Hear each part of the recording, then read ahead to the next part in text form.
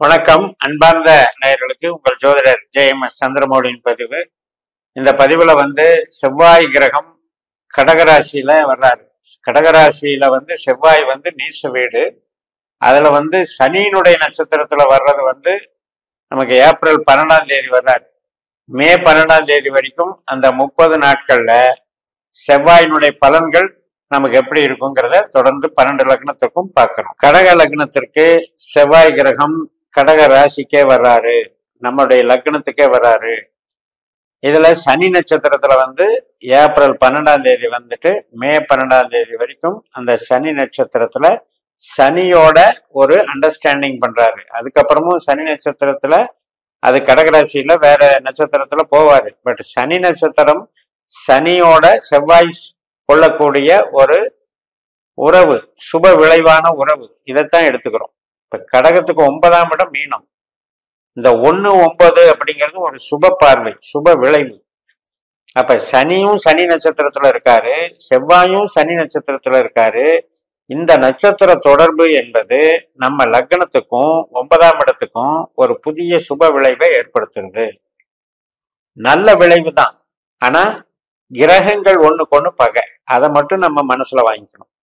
சரி, நல்ல விளைவு எப்படி வரும் அப்படின்னா, ஆன்மீகம் சம்பந்தப்பட்டது, பெரிய மேல் படிப்பு சம்பந்தப்பட்டது, பூர்வீகம் சம்பந்தப்பட்டது, பூர்வீகம் சார்ந்து தந்தை வர்க்கம் சார்ந்து நம்ம மேற்கொள்ளக்கூடிய நடவடிக்கைகள் சம்பந்தப்பட்டது, அரசியல் பொது தொடர்பு சம்பந்தப்பட்டது. இத்தனைக்கும் பாசிட்டிவா தான் இருக்கு, நல்லதுதான் பண்ணும். ஆனா இதுல நமக்கு சனியோ செவ்வாயோ நம்ம ஜாதகப்படி கெட்டவரா வந்துடக்கூடாது. 8ஆம் பாவ 12ஆம் பாவ தொடர்பா வந்துட்டால் இந்த புரிதல் ஒரு முரண்பாடான புரிதலாக போய்விடும். ஒரு வேலையை செய்யத்தான் போனேன், நானும் எங்க ஃபாதரும் சேர்ந்து இன்வால்வ் ஆனோம். கடைசியில அவர் எனக்கு பிரச்சனை ஆயிட்டாரு. நான் செய்யறது அவருக்கு பிடிக்காம போயிடுச்சு. அவர் ரொம்ப ஓவரா நம்மளை பேசிட்டாரு. நம்மளை மனஸ்தாபம் ஆயிடுச்சு. ஒரு கருத்து வேறுபாடு, கருத்து மோதல் உருவாயிருச்சு. பூர்வீக சொத்து சம்பந்தப்பட்ட பேச போய் அதுல ஒரு பிரச்சனை உண்டாயிருச்சு. மேல் படிப்பு சம்பந்தப்பட்டு நம்ம அப்ளை பண்ண போய் அதுல ஒரு ஹெல்டப் ஆயிடுச்சு. நான் கேட்ட கல்வி கிடைக்கல, அல்லது எனக்கு அங்க ஒரு டிகிரேடான ஒரு ரிமார்க் பண்றாங்க. ஒரு பிரயாணம் பண்ணலான்னு இருந்தேன், தீர்த்த யாத்திரை போலான்னு இருந்தேன். அந்த பிரயாணத்துல சில அசௌகரியங்கள் எனக்கு ஏற்படுது. அதுல காலதாமதமோ டேட்டு மாற்றமோ அசௌகரியங்களோ நம்மளுக்கு உண்டாக்குறாங்க. ஒரு விசா மாதிரியோ அல்லது நமக்கு ஒரு ஆவணங்கள் சம்பந்தப்பட்டது. இப்ப அது ஒரு முகவரி சம்பந்தப்பட்ட ஆவணங்களா இருக்கலாம், ஒரு டாக்குமெண்டா இருக்கலாம், அது விசா சம்பந்தப்பட்டதா இருக்கலாம், பாஸ்போர்ட் சம்பந்தப்பட்டதா இருக்கலாம். ஸோ இந்த மாதிரி ஆவணங்கள் சம்பந்தப்பட்டதுல ஒரு தேவையற்ற டிலே உண்டாகுது, தேவையற்ற கேள்விகள் வருது, அது ஒரு பிரச்சனையாகுது. நம்ம நினைச்ச நேரத்துக்கு ஈஸியா முடியல. இப்படிப்பட்ட சூழல்கள் அங்க உருவாகுது. ஆனா பாவம் நல்ல பாவம் தான், ஒரு செயலை செய்ய வைக்குது, ஒரு நல்ல செயலா நம்மளுக்கு ஏற்படுத்தி கொடுக்குது. அதுல நம்ம ஜனன ஜாதகப்படி செவ்வாயோ சனியோ 2 பேர்ல யாராவது ஒருத்தர் 8ஆம் பாவ 12ஆம் பாவ தொடர்புக்கு போய் கெட்டிருந்தாங்கன்னா இந்த பிரச்சனை வரும். அப்படி இல்லைன்னா வராது, நல்லா இருக்கும். பாசம், நேசம், குடும்ப வாழ்க்கை, பெற்றோர்களுடைய வாழ்க்கை, சகோதர சார்ந்த உறவுகளுடைய வாழ்க்கை, குழந்தைகள் சம்பந்தப்பட்ட வாழ்க்கை எல்லாமே சிறப்பா இருக்கு, நல்லா இருக்கு. இதுல ஒரு 15 நாள் சுக்கிரனும் ஜாயின் ஆகுது. அதாவது ஏப்ரல் 26ஆம் தேதி சுக்கிரனும் சனி நட்சத்திரத்துல இருக்கும்போது சுக்கிரன் சனி சேர்க்கை கொடுக்குது. இங்க செவ்வாய் லக்னத்துல இருக்குது. இந்த 3 பேரும் சேர்ந்து ஒரு பலனை கொடுக்குறாங்க. அப்படிங்கும்போது ஒரு சில பேருக்கு 2ஆம் திருமணம் பார்த்துக்கிட்டு இருப்பாங்க, அவங்களுக்கு டக்குன்னு செட் ஆகும். புதிய நபர்களுடைய பழக்க வழக்கம் உருவாகும். அதே மாதிரி புதிய ஒரு வெளிநாட்டு தொடர்பு, வெளிநாட்டு பயணம், ஒப்பந்தம், இது சார்ந்த நன்மைகளும் நடக்கும். புது நபர்கள் சந்திப்பு நடக்கும். ஆன்மீகத்துல இருக்கிறவங்களுக்கு புதிய ஒரு குரு கிடைக்கிறது, புதிய ஒரு பாதை கிடைக்கிறது. நான் ஒரு டெக்னிக் ஒரு உபாசனை மார்க்கத்தை இப்ப புதுசா நான் பயில போறேன். இந்த மாதிரியான பாசிட்டிவ் எனர்ஜி அங்க கொடுக்கும்.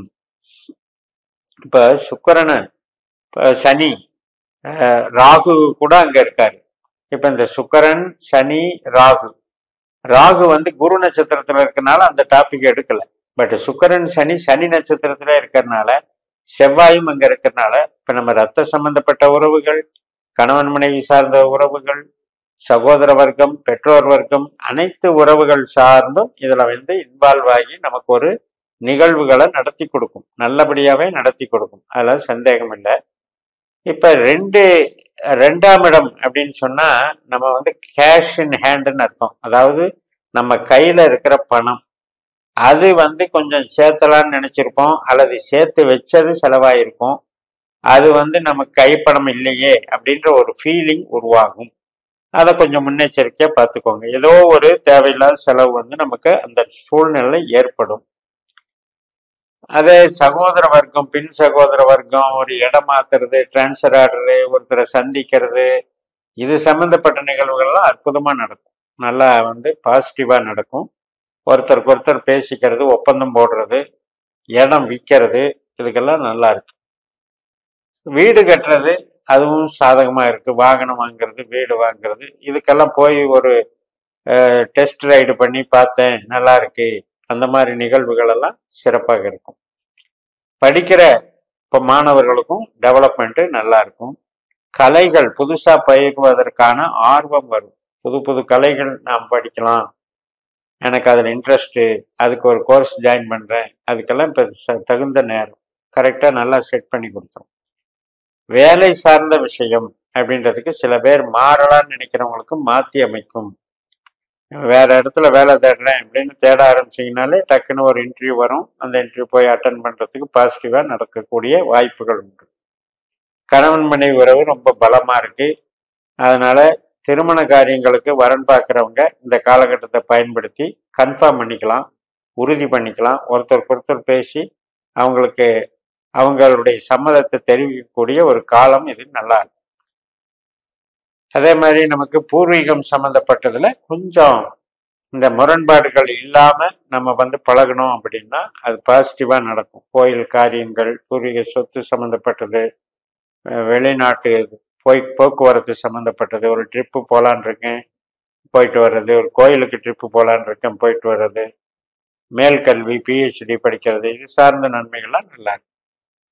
ஆனா உற்பத்தி சார்ந்த தொழில வந்து கொஞ்சம் மந்தமா இருக்கும். அந்த மாதிரி இருக்கிறவங்களுக்கு ஒரு மாதிரி ஒரு இது மாதிரி பண்ணிக்கணும். அதாவது ஒரு டெஸ்டிங் பண்றது, ட்ரையல் பார்க்கறது, சாம்பிள் ஒர்க் பண்றது, ஒரு கேன்வாஸ் பண்றது, மார்க்கெட்டிங்ல இன்வால்வ் ஆகிறது, டிசைனிங் பண்றது, இந்த மாதிரி எல்லாம் சொந்த தொழில் நடத்துறவங்க இந்த காலகட்டத்தை பயன்படுத்திட்டீங்கன்னா அதனுடைய அடுத்த தொடர்ச்சியாக உங்களுக்கு பிசினஸ் அதிலிருந்து டெவலப் ஆகிறதுக்கு வாய்ப்பு இருக்கு.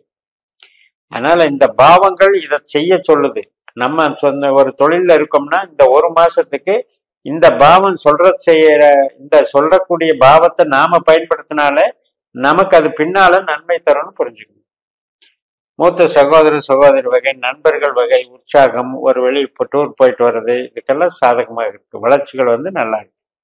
இப்ப மூலதனம் பண்ணலாமா அப்படின்னு கேட்டா மூலதனம் பண்றதுக்கு அங்க வாய்ப்பு கொடுக்காது. ஏன்னா இங்க கேஷ் இன் ஹேண்ட் வந்து கரைஞ்சு போச்சு.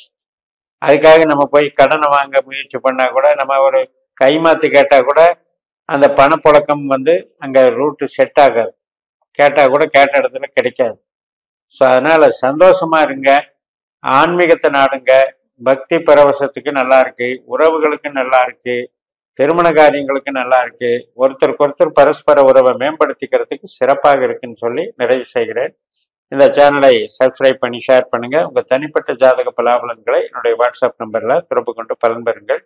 உங்களிடமிருந்து விடைபெறுகிறேன். உங்கள் ஜெயமஸ். நன்றி, வணக்கம்.